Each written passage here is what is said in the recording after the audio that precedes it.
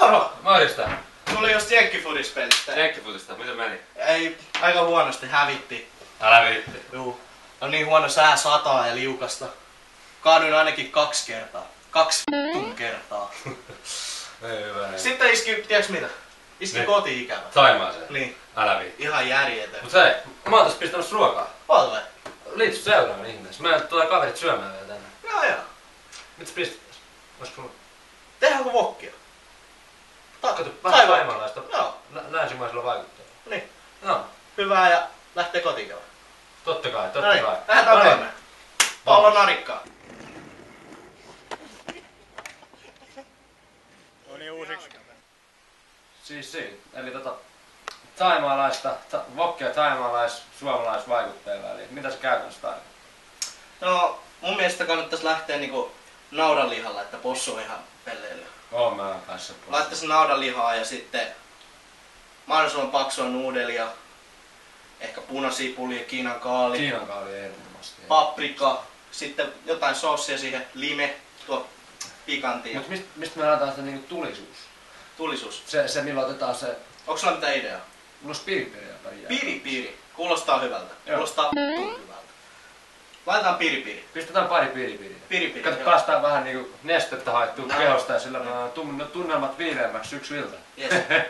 Tykkääks sienistä? Totta kai. Niitä tulee kanssa. Erkkos. Nimenomaan.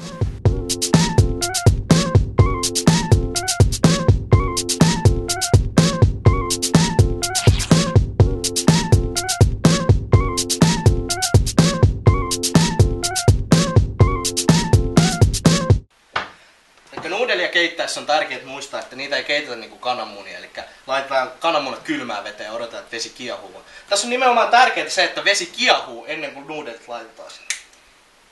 Tipaa suolaa. Tuo on hyvä maa. Wow. Korvakin kasvaa. Nyt sitten odotellaan. Kurkkua kuivaa. Josko jotain juotella? Ruuan kanssa. Joo. Meillä on tämmönen... Tää voisi olla ihan hyvä. Baltihos Dark Red, eli tää on tämmönen punertava tumma ollut. Uskon, että tää on ihan hyvä ruoan kanssa. Alkoi naurettamaan siitä, kun oltiin Latviassa luokan kanssa, niin siellä sitten joi Jokisen Lauri, moni tunteekin, niin veti vähän liikaa ja siinä se oli sitten, no ehkä ei siitä enempää, mutta mä uskon, että toi on ihan hyvä ruoan kanssa. Et mulla on muutama kappale niitä, että riittää vielä sitten kavereillekin. Tää on kuitenkin, mä olen usein, kun oot juonut jonkun koronan ruoan kanssa, tai jonkun salittuksen, niin. tämmösen meksikolaisen alueen, niin siinä on ehdottomasti se vika, että se on, no ainoa sanotaan niin Välimeren kulttuurissa, että viini on ainoa oikea ruokajuoma, tai sitten vesi. Mutta mä oon sitä mieltä, että niin vahva olut auttaa korostaa niitä makuja ja tuo ne maut esiin. Mutta ei se ole liian vahva. Niin. Ei mikään karhuterva, mutta Baltihos, Liettua. Loistava. No niin, eli vesi kiehuu täällä, että laitetaan nuudelit semmonen pauttiaralla 8 minuuttia. 8 minuuttia. Suunnilleen, koska otetaan huomioon, että tää on wokki. Mutta veikkaan, että 7,5 minuuttiakin saattaa riittää. Tässä kannattaa ottaa huomioon, että kannattaa painaa tää veden yläpuolelle jäävä nuudeli, että kypsyy tasaisesti. Näin.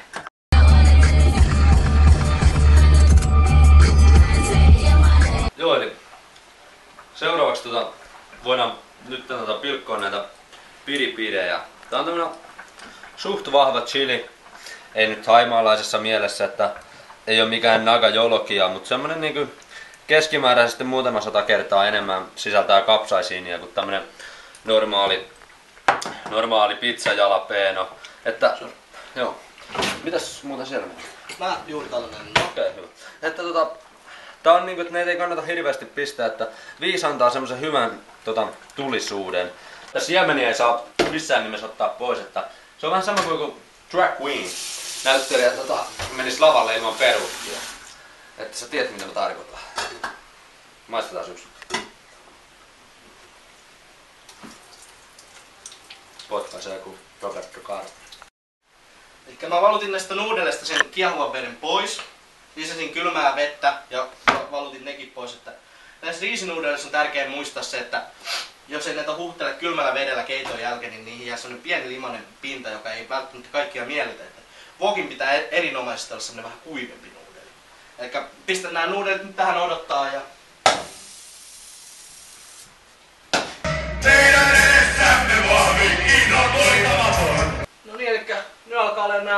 kaikki vermeet tässä siinä kunnossa, että ei muuta kuin wokkia kehiin. Nyt otetaan wokki kehiin joo. Pannu kehiin. Hei, mun wokki onkin tuolla. No sieltä tuli. Elikkä me otettiin tähän lihaksi tämmönen naudan paistisuikale, löytyy kaupasta. 400 grammaa riittää ihan hyvin. Että mä laitan vähän tonne wokkipannuun rypsiöljyä ja sitten oliiviöljyä sekaisin. Ihan vähän. Sitten lähden ruskistamaan tätä.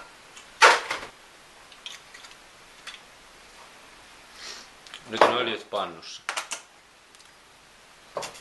No eli pannu on kuuma, eli lisätään tää liha tänne sitten varovasti.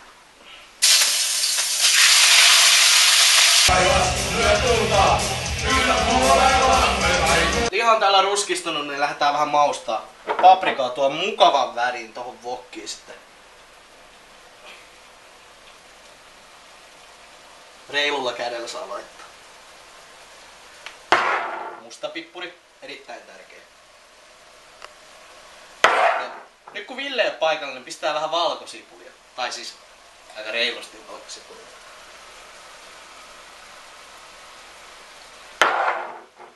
Ripaus suolaa. Sitten mulla on tässä tämmönen sweet and sour, tämmönen wok sauce.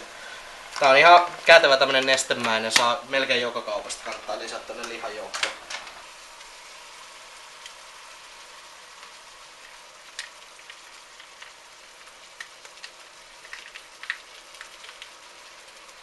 Erittäin hyvät aromit tulee. No ehkä lisätään aikana herkkusienet, kypsykauvitet.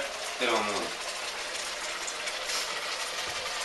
Ja nimenomaan pitää muistaa, että wokissa ei ole pääasia liha, vaan ne lisukkeet siinä. Joka tuo syvyyden maku. Niin, kokonaisuuden. Sitten lisätään punasipuli. Mitäs muuta mua näin kun ollaan tehty wokkia, niin on ihmetettynä se, että siihen pistetään hirveän määrä eri ainesosia.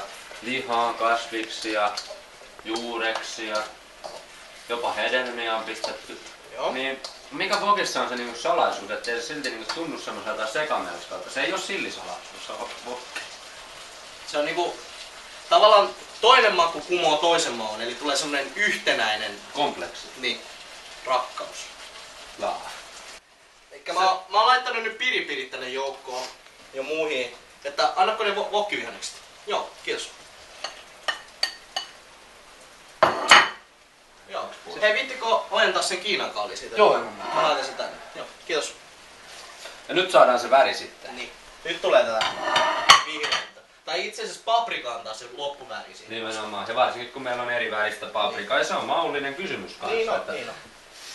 vihreä on kirpeä, Koska punainen on pehmeä. me pidetään paprikat rapeina, eli lisätään ne vasta lopussa, niin tää Kiinan kaali on hyvä pitää pehmeänä, ettei tule niinku liian rapeeksi tää systeemi tässä näin. Että tää saa pehmetä rauhassa tää Kiinan kaali tää. Eikö nyt tarvita sitten vähän makua? No pikkusen vois lisää. Eli pistetään McIlhennissä. Joo. Mitä sulla siinä on? Joo, sulla on. Kaali. Valkosipuli. Joo. Mut ei paljon. Ei paljon. Nyt nuudelit. Eli tärkein pääosa. Tärkein. Tai no en tärkein, mutta No ei siis tietenkään nuudelivokissa niin. tärkein pääosa. Ei mitään voi erotella tietenkään tärkeimmäksi, kun moni ainesosa muodostaa kokonaisuuden. Nimenomaan. Ja pistää pari kananmunaa, niin se kiinteyttää nuo ainekset ja yhteen hyvin. Kiinnittää siis.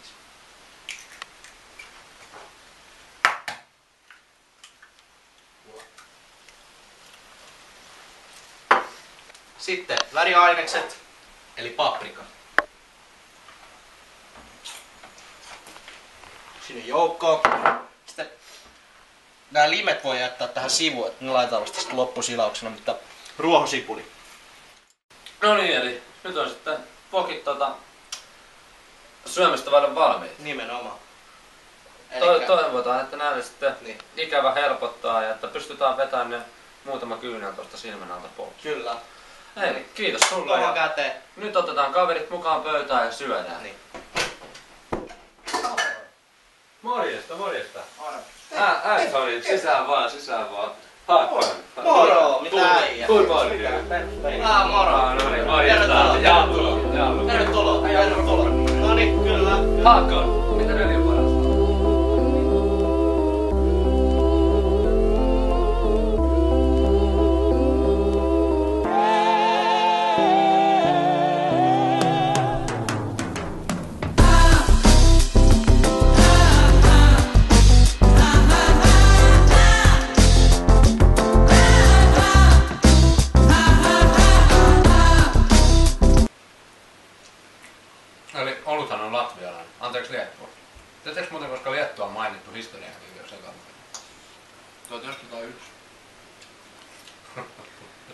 1009 oli saksalaisessa Quedlinburgin listassa, anteeksi kronikassa.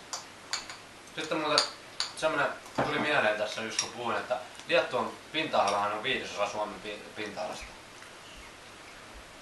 Ja se on suurin Baltian maista. Hieno tarina.